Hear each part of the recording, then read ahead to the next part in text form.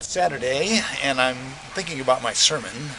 This afternoon I'm singing in the chorale and symphony concert, Poulenc's Gloria, so I need to get this sermon thought out before I go to rehearsal.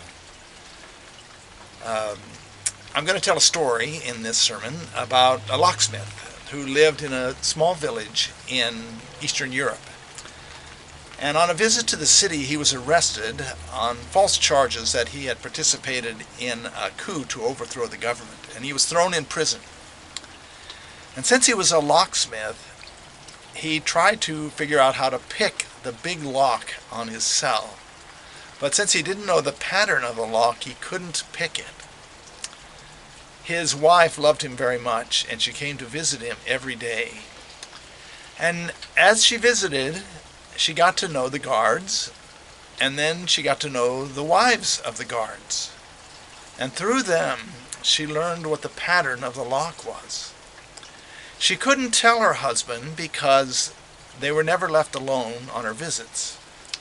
So she went back to the village, and she wove him a prayer rug. She took the prayer rug to the warden of the prison, and she said, "May I give this prayer rug for my husband to use when he says his prayers?" The warden looked at it and said, "Sure, you can give it to him."